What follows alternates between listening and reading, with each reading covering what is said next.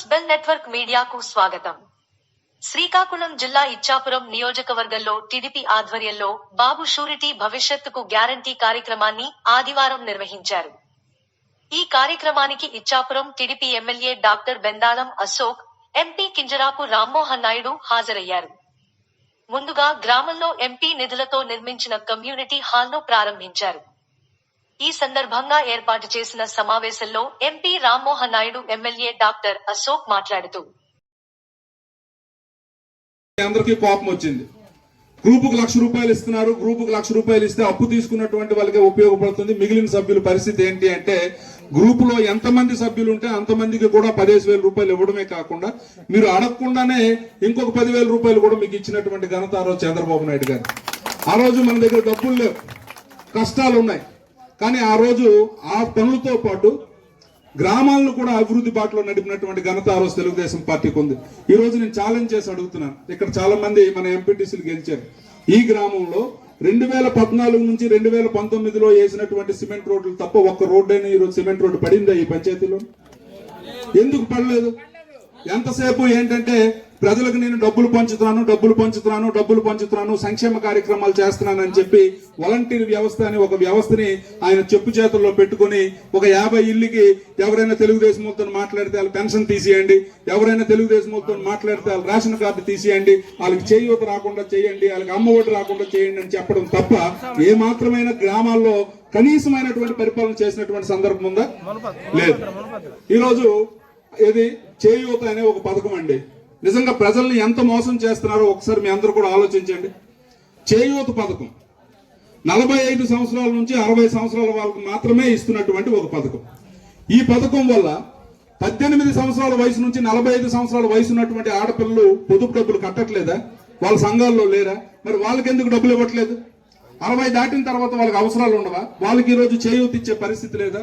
ఈ రకంగా ప్రతి ఒక్క సంక్షేమ కార్యక్రమంలో కూడా మెలికలు పెట్టి ఈరోజు ఉదాహరణకు చూడండి, విద్యా దీవెన, వసతి దీవెన అని 2 కార్యక్రమాలు పెట్టి చాలా మందికి ఇప్పుడు దాకా ఇన్స్టాల్మెంట్ లో కట్టారు. నాకు తెలిసి చాలా మందికి ఇన్స్టాల్మెంట్ లో కట్టడమే కాకుండా గత సంవత్సరం ఇన్స్టాల్మెంట్లు కూడా ఇప్పుడు వరకు కట్టకపోవడం వల్ల ఆ కాలేజీలన్నీ కూడా తల్లిదండ్రుల మీద ఒత్తిడి తెచ్చి మీరు అర్జెంట్ గా డబ్బులు కట్టకపోతే పిల్లలకు చదువు ఆపేస్తామని చెప్పి ఈరోజు భయపెడుతున్నారు.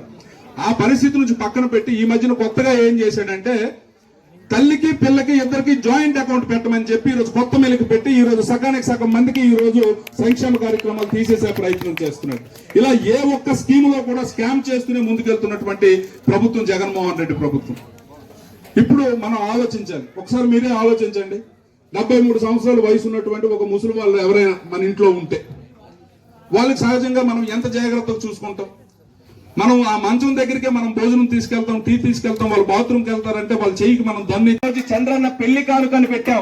మన ఆడపడుచులకి ఎవరికైనా పెళ్లిళ్ళు చేయాలనంటే మనం అందరం కూడా కష్టపడినటువంటి కుటుంబాలు మనది. ప్రతి రోజు కూడా ఏదో కూలి పని చేసుకునో వ్యవసాయం చేసుకునో కష్టపడితే ఆ రోజు పూట గడిచేటటువంటి పరిస్థితిలో ఉన్న వారికి ఆడపిల్లలు పెళ్లిళ్ళు ఎలా చేస్తారనే ఆలోచనతో పసుపు కుంకుమ కార్యక్రమం పెట్టి ఆ రోజు పెళ్లి కానుక కార్యక్రమం పెట్టి ₹50,000 వాళ్ళందరికీ అందించాడు. అలాగే పసుపు కుంకుమ కార్యక్రమం పెట్టాడు. ఇప్పుడే అశోక్ అన్న చెప్పాడు, ఒక్కసారి కాదు 2 సార్లు ₹10,000 ఆడపడుచుల అకౌంట్ లో వేసినటువంటి అన్న మన చంద్రన్న అనేది మీ అందరికీ గుర్తు చేస్తున్నాను. ఈ జగన్మోహన్ రెడ్డి లాగా ఆంక్షలు పెట్టల. ఆ రోజు మీరు అందరూ కూడా వైఎస్ఆర్ కాంగ్రెస్ పార్టీలో ఉన్నారు, లేకపోతే తెలుగుదేశం పార్టీకి సపోర్ట్ చేయట్లేదు, తెలుగుదేశం పార్టీని ప్రశ్నిస్తున్నారని ఏ ఆడపడుచు తాలూకా పసుపు కుంకుమ ఎక్కడ ఆపలేదు. ప్రతి గడపకి పంపించాం.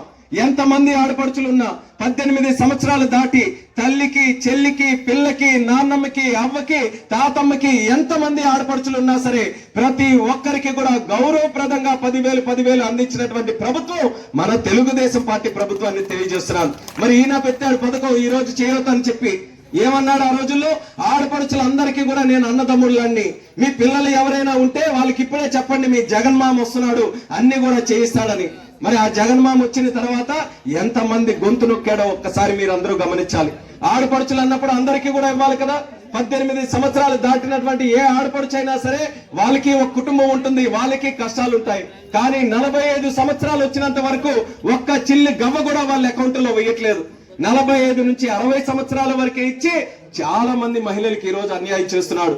అలాగే ఆ రోజు జగన్మోహన్ రెడ్డి చెప్పాడు, అమ్మఒడి ఇస్తాను, ఆ రోజు ఓట్లు కావాలి, ఓట్ల కోసం ఎన్ని మాటలైనా చెప్తాడు. ఎంతమంది పిల్లలు మీకుంటే అంతమంది పిల్లలు కూడా అమ్మఒడి ఇస్తామన్నాడు. తీరా ముఖ్యమంత్రి అయిన తర్వాత చూసి మా దగ్గర 2 ఉన్నారు 3 ఉన్నారు అని అప్లికేషన్లు పెడితే 2 3 కాదమ్మా ఒకరికే ఇస్తామని మాట మార్చాడు. పోనీ ఒక్కరికైనా సక్రమంగా ఇస్తున్నాడా? ఎంతతో మొదలు పెట్టాడు? 15,000తో మొదలుపెట్టి ఈ రోజు గుండు సున్నా అయిపోయింది. చాలా మందికి అమ్మఒడి అన్న కార్యక్రమం 1 రూపాయి కూడా రావట్లేదు.